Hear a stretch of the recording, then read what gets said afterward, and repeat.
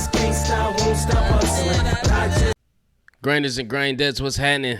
I go by the name of the Black Abstract. If you're new to the channel, and if you're a returning subscriber like my boy Mikey, salute.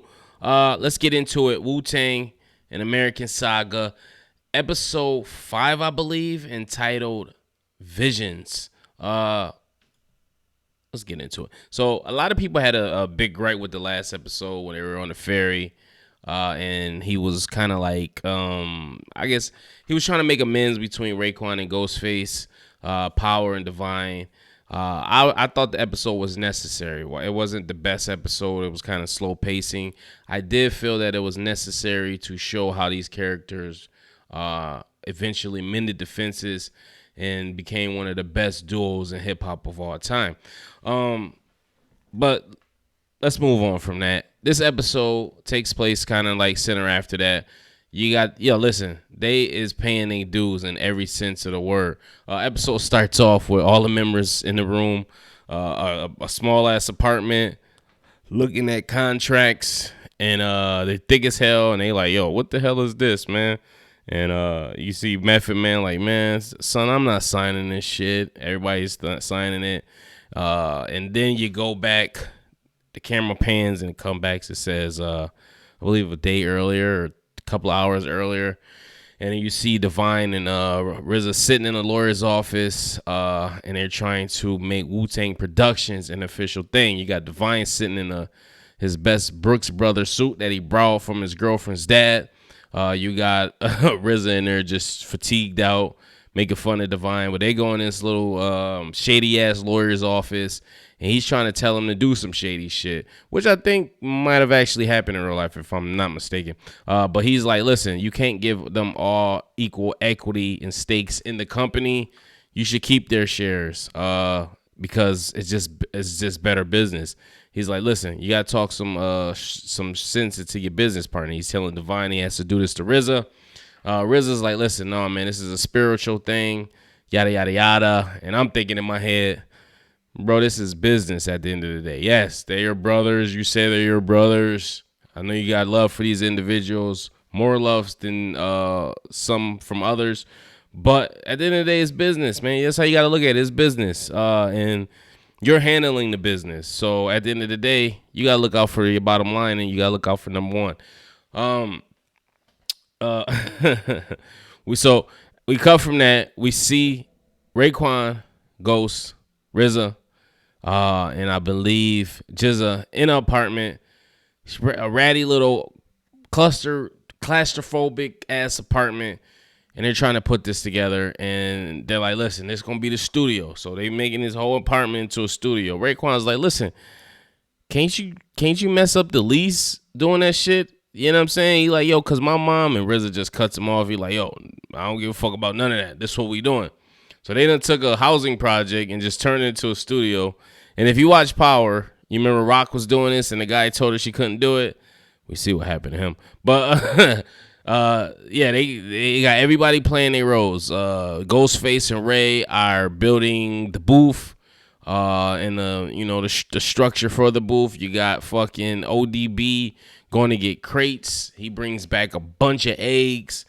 RZA's like, yo, I just need the crates. ODB got to be extra. He like, yo, how am I going to get the crates, son, if I ain't got the eggs, man? Man, I'm about to make a sandwich. And they're like, yo, Jizza's trying to get the phone lines on.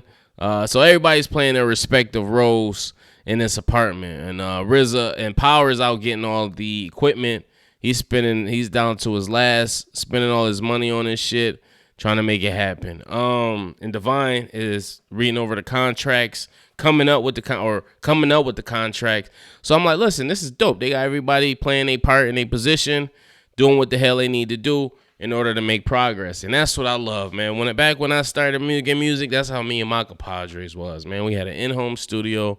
Shout out my boy Ben Street. Shout out Mikey and Tone Will, the original NGE. And that's how we used to do, man. We used to grind, man. Sun up, sun down. Just grind, making music, drinking, having a good time, man. Some of the best times of my life. So I understand that, man. That's when you get your most creative, especially when you got a man group is definitely stiff competition. So you gotta have your sword nice and sharp in order to compete. I really don't like the inclusion of You God and Inspector Deck. Not that I don't like them as rappers, but it just seemed like they just kind of got thrown into the story. It's no real background on it, who they are or where they came from. And I know they're not the most popular members of WU-TANG, but it's just kind of like, y'all just here now. And then, Joey Badass was the character for Inspector Deck, and then he got swapped out. I don't know. It just seems like, yeah. So we see Power is down to his last, spending all his bread. Ghostface is trying to put up a crib because not only is this place a studio, it's actually Bobby, Ghostface, and his baby mom are going to be staying there. They're going to be staying at this place. It's crazy.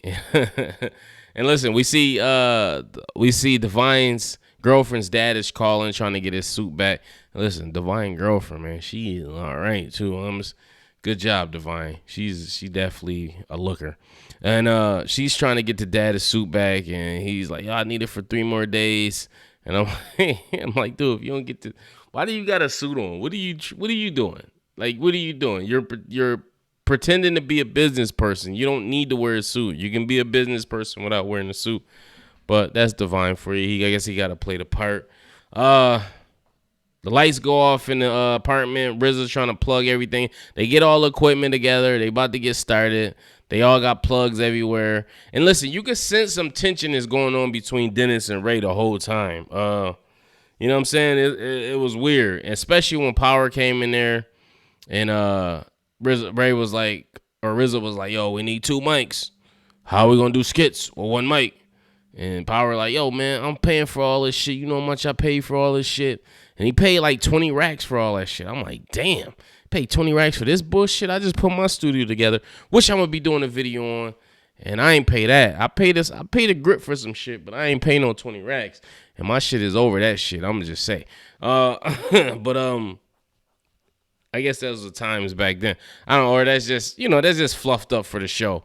And that's what I don't like about what this show is going is it's a lot of like Hollywood-ish polish on this season. You know what I'm saying? The first season was a little more gritty, a little more grimy, and I see they trying to do this, but it's like they trying to do it, but it's like they got that Hollywood polish on these storylines, and it's kind of like, okay, I see what they doing here, and it's just like they come up with a problem, then it's a solution for it, and it's just like the whole scene where they were shooting dice with the youngin, and then all of a sudden the dude gets shot out of nowhere, and it was just like, well, that was just thrown in there for emotional effect or to show like, oh yeah, we need to get out the streets. We got to really focus on the music. And like 2 hours later, everybody's singing and happy, dancing. They don't even give a fuck about dude just got killed. I don't know.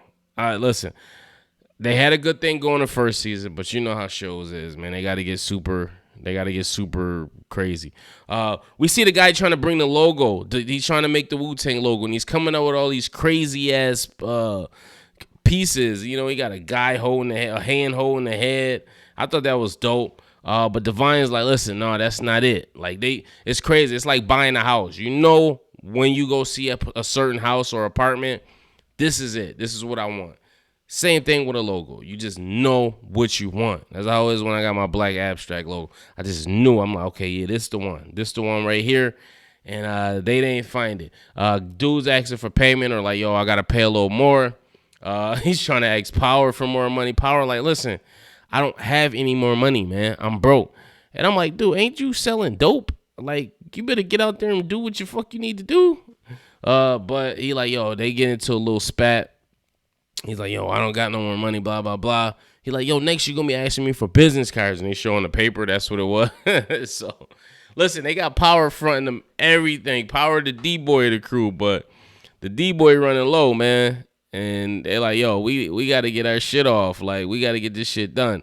It was an interesting episode, man. We got the lights, the power went out. ODB is smoking with the lady in the basement. He comes up with his name, Old Dirty Bastard, cause it ain't no fathers to my still, son.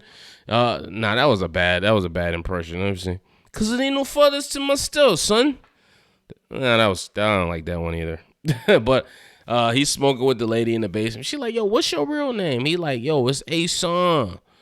She like, yo, what's your real name? She like, Russell. She like, I think I like Old Dirty Bastard better. So that's apparently, I guess, how he came up with his name. I don't know. But we see Dennis.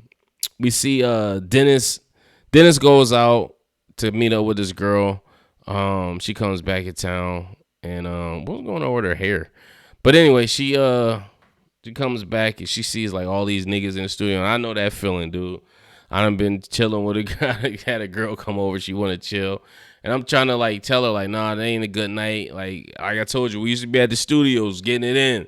It's a bunch of us, dudes that don't even rap, but we just all hanging out, chilling, shooting shit, talk about music, whatever. And she like, yo, what is you doing over there? I'm like, yo, I'm not doing nothing. But they want to come and inquire, and then they come over, they see it's a bunch of dudes, and they like, so they got to kind of play along like, oh, I wanted to see you, or you got to just dip off in a room with them. But it's just like, hey, man, this is what it is, man. We paying our dues right now. So she was like, I ain't with it. But he like, yo, I told you what it is. But I'm thinking like, dude, you know she can't be in that type of environment, especially a baby. You got weed smoking shit in the air. But I guess they was just trying to. Yeah, I guess that's that's just like for the greater good though. That's just what they had to do. They got to get that shit done. They wind up recording Method Man. I guess that they're saying that was the first track they recorded. I know that was a single off the Wu-Tang's first album. That was their first single, which is dope. They trusted Method Man to go with the lead single. But he take it to somewhere. This one dude, I don't know who this dude portrayed though. I didn't think they said his name. I don't know if he portrayed somebody in the industry that was known. If so, they didn't really. I don't think they mentioned his name. If they did, post it in the comments.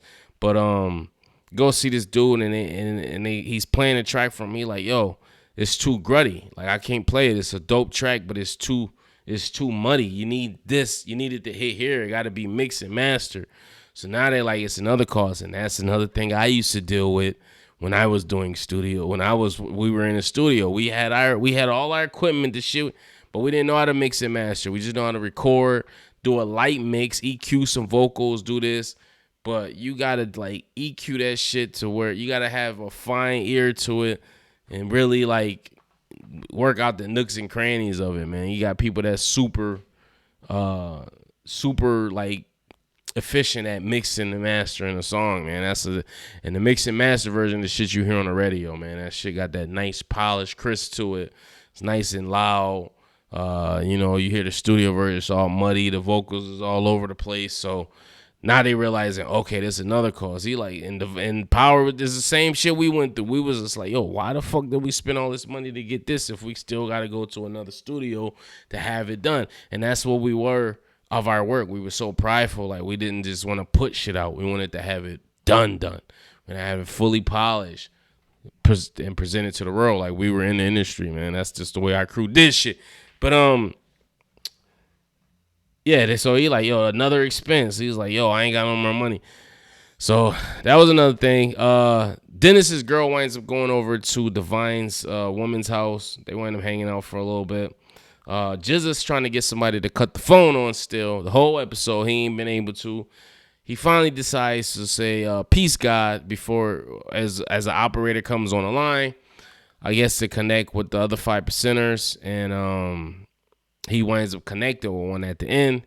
He winds up getting the phone cut on. So that was his contribution to the thing. Method's contribution was putting out a hot dope song.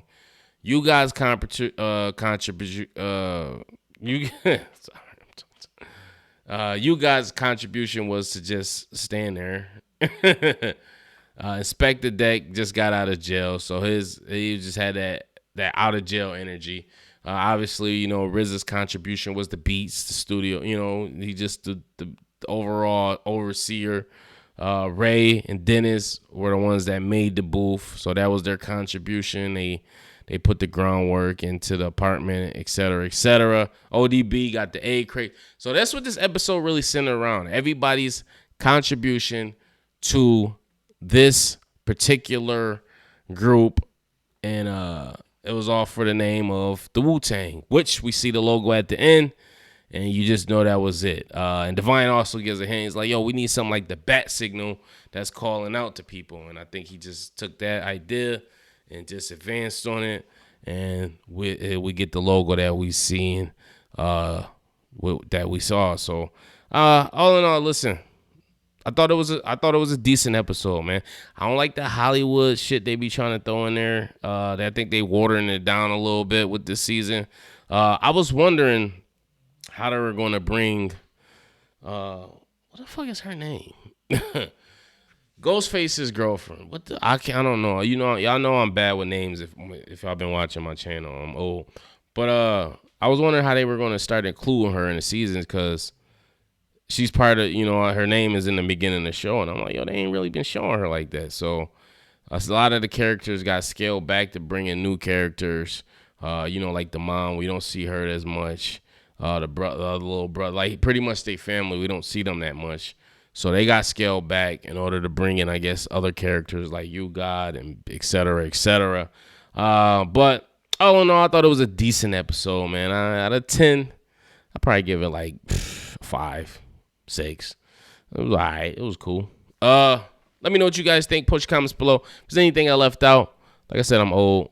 Post in the comments below. Let's talk about it. Peace.